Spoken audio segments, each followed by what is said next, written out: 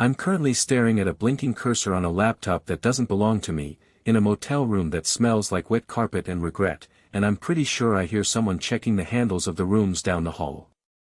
My hands are shaking so bad I can barely hit the keys, but I have to get this down. If they find me, at least the truth won't just evaporate with me. Everything peaked about 20 minutes ago. I was standing in the middle of a flooded basement, holding a rusted lug wrench I'd pulled from a trunk, and the man who taught me how to drive was looking at me like I was a ghost. The water was up to our ankles, freezing cold, and the only light came from the jagged beam of a shattered window. I had the blood on my sleeves, and I just knew, that I couldn't put the wrench down.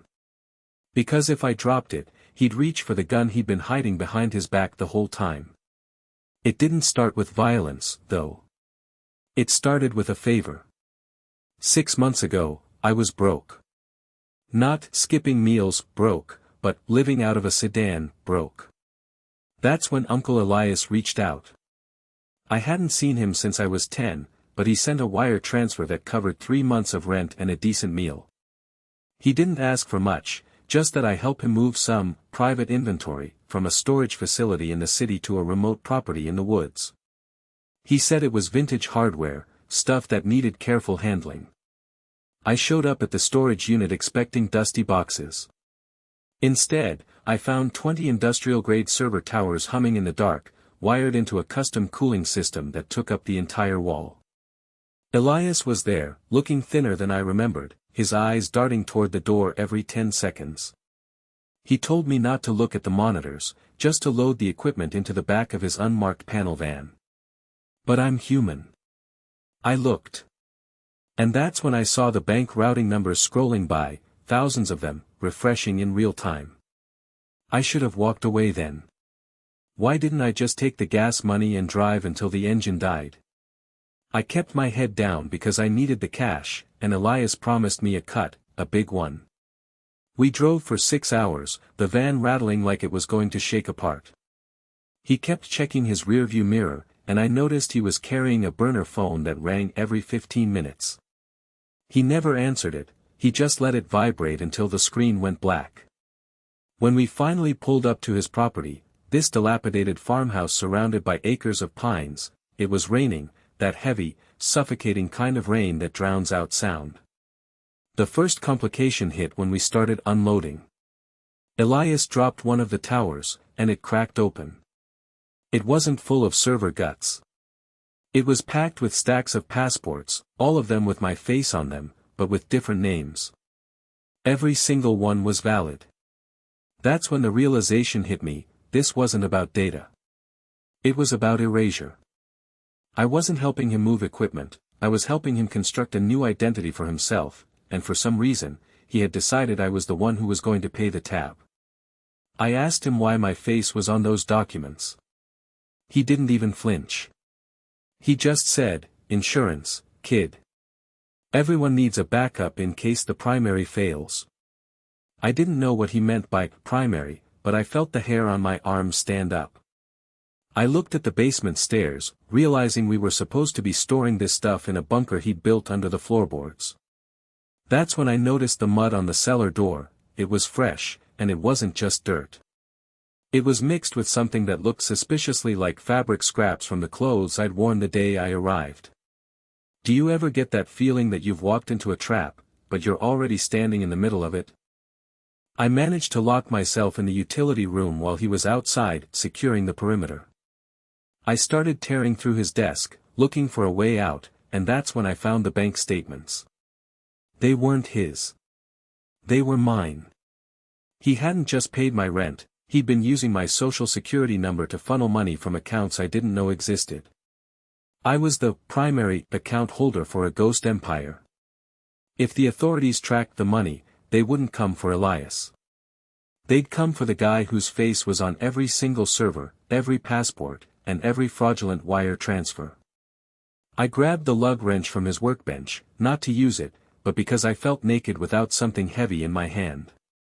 When I walked back into the basement, he was waiting for me. The power had gone out, the storm, probably, and he was holding a flashlight, the beam cutting through the darkness like a blade. He didn't look angry. He looked relieved. He said, "You found them, didn't you? Good. That makes this much easier." He started walking toward me, his boots splashing in the rising water. He explained that he'd been waiting for someone to assume the burden. He'd spent 20 years running, 20 years looking over his shoulder, and he was tired. He'd decided that tonight, there would be a house fire, an unfortunate accident involving a relative who had gone off the deep end and tried to commit fraud. It was the perfect clean slate. I told him I wasn't going to let that happen. He just laughed, a dry, rattling sound that made me want to scream. He told me that even if I killed him, the trail led straight to me. My fingerprints were on the servers, my name was on the documents, and my car was parked in the driveway. He said I was already dead, I just hadn't stopped breathing yet. Is it murder if the person you're killing is just a mirror of your own inevitable ruin? I hit him. I didn't mean to, but I hit him hard. He went down into the water, and for a second, I thought it was over. But then he started to laugh again, bubbles rising up from his mouth, his chest heaving. He reached into his coat and pulled out the gun he'd been keeping hidden. I didn't hesitate.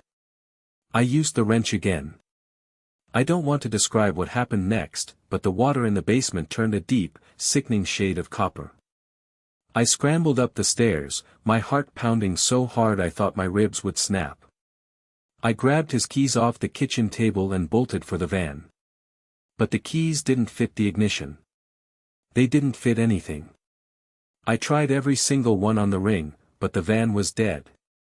I looked at the house one last time, the fire starting in the upstairs bedroom just like he'd planned. He'd rigged the curtains with some kind of accelerant. He wasn't just setting me up, he was setting a timer.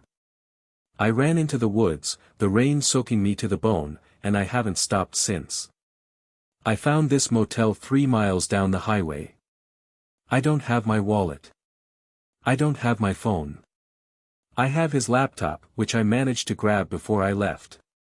And now, I'm reading the final log entry he left on the screen. It wasn't a confession. It was a digital suicide note, dated for tomorrow. But that's not the gut punch. The screen just refreshed. The primary account I thought he was stealing from. It wasn't an account at all. It was an automated script that has been siphoning money from every single one of my friends and family members for the last 6 months. Every penny they've earned, every savings account they've built, it's all gone. And the script is set to trigger a final settlement in 10 minutes. It's not going to the authorities. It's being wiped. It's being sent into a black hole of untraceable crypto keys. The people I love are waking up to empty lives, and their banks are going to look for the person responsible. They're going to look for me. I hear the door handle turning now. It's not the police. It's the rhythm of someone who knows exactly which room I'm in. I look at the screen one last time, and I realize the joke's on me. Elias didn't just frame me for his crimes. He framed me for the crime of existing in a way that stripped everything from everyone I've ever cared about. The handle clicks. The door is opening. I realize now that he didn't need to kill me to win. He just needed to make me the most hated man in the world before the sun came up.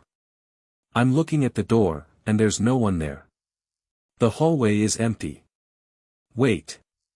The screen just flickered again. A new message popped up, asterisk, check the closet, kid. The real inventory is still waiting. Asterisk. I stand up, my legs feeling like lead. I walk to the closet door. I pull it open, and there's a mirror. But it's not me in the reflection. It's Elias. He's wearing my clothes, holding my keys, and he's smiling. He didn't die in the basement. He didn't die at all. He just swapped the narrative. And by the time I realize what's actually happening, the police sirens are already getting louder. Not for me.